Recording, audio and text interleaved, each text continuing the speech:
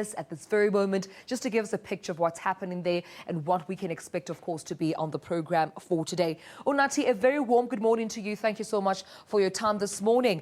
I understand that the proceedings might have started, but give us a background of Mike Stofile and his contribution to SA Rugby, please. Indeed, the funeral proceedings have started already. They started at around 10 o'clock earlier today, and of course, the black coffin carrying the mortal remains of Mr. Mike Stofile. It is laced with flowers and, of course, a portrait of the man on top of it. It is right in front of the congregation that you may be seeing perhaps behind me. It is flanked, of course, by the family on the right, and of course, some dignitaries on the left. Chief among those family members will be his mother, 95-year-old mother, whom we can only imagine how she feels at this stage. I mean, no parent wants to lose a child at age 95. I mean, you easily expect that they will be the one who will be laying you to rest. But unfortunately, she has to go through this process.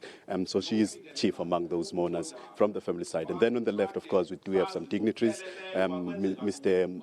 who is the Premier of the Eastern Cape, and of course he is alongside some ministers and deputy ministers, and of course the ambassador to Germany from South Africa, that is the brother to Mr. Mike Stofile, that is Ngqele Stofile. He's the former Premier of the Eastern Cape, and of course he was the sports minister. And looking at the program now, we do have some heavyweights that have been lined up to speak. Among those from the government side, we've got Mr. Fikile Mbalula. We haven't seen him arrive yet, but we do expect that he will be here in no time. I mean, not so long ago, we saw the Mr. Charles Ngqele, alongside his wife, who's also the Defence Minister, Mapisa Ngqele. They are also here to pay their final tributes to this man who has given his entire life to the sport of rugby. Like you have rightly pointed out, he was the Deputy President of SARU, and of course he was a strong advocate for transformation within South African Rugby Union. And his tenure was very brief, but within that brief period, he made his voice heard, and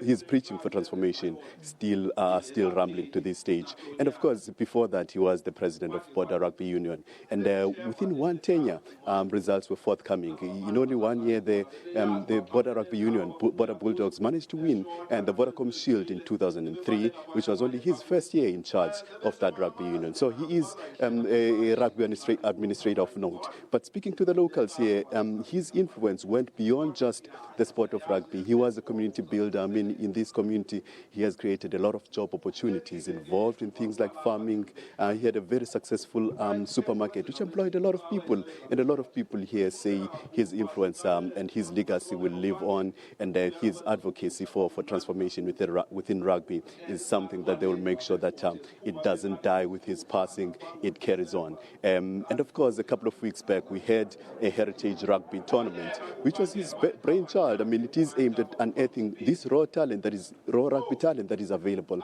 within areas here. And the hope is that they will go on to represent teams like Border Bulldogs, for instance, teams like the Lions in Gauteng, and of course we may see some Springboks coming out of these rural areas. And people who are involved in rugby in this area have vowed to ensure that they carry on with that legacy. That tournament he has started, they will make sure that it carries on, and of course it produces quality rugby players who will go on to represent perhaps South Africa at a World Cup. But it won't be long. I mean, now we are the speakers. Right at the podium is someone who is speaking for the community. That is Mr. X Kape.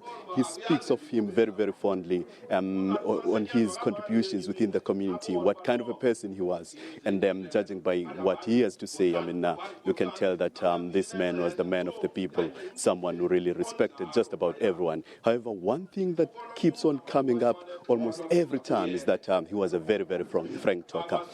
He did not compromise. If he believed in something, he will stand by it, which is what he may have done perhaps while he was still at SARU advocating for transformation. We know that he was very, very uncompromising when it comes to that. So that is the kind of a person he was, and even right here in the community, that is something that he continued to do, and a lot of changes within this community, positive changes that is, have come about because of his influence and of course his family's influence.